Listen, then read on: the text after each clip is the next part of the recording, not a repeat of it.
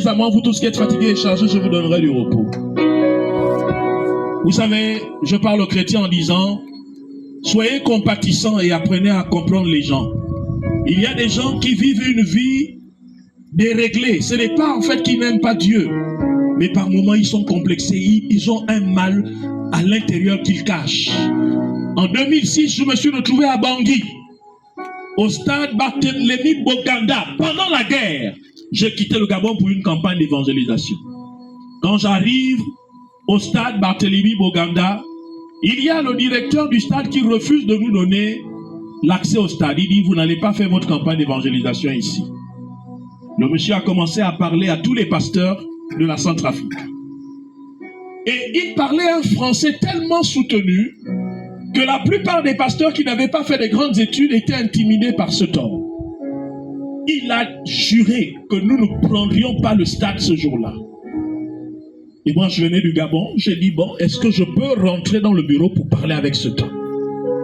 Les pasteurs n'espéraient pas que quelque chose pouvait se passer. Je suis rentré dans le bureau. J'ai fermé, on a fermé le bureau. On s'est retrouvé à deux avec le directeur du stade. Je me rappelle encore de la conversation. Il y a un verset qui dit, l'offert aiguise l'offert.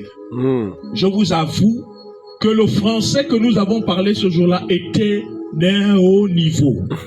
Oui, j'ai parlé avec des gens.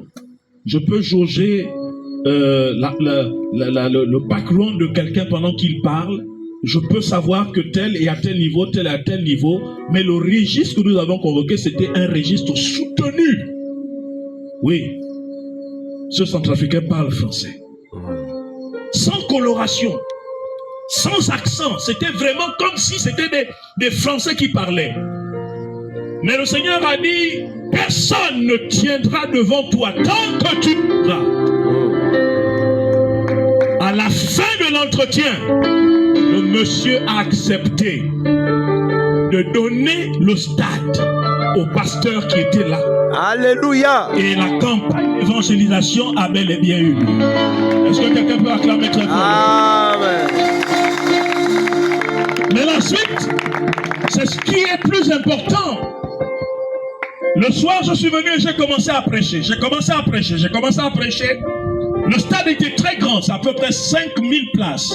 Comme le stade au ministère président Momo. 5000 places. J'étais sur l'aire de jeu et donc les gens étaient dans les gradins. Quand je commence à prier, le Saint-Esprit commence à agir dans les gradins. Les gens sont touchés depuis les gradins. Il y a des gens qui tombent. Les gens descendent vers moi.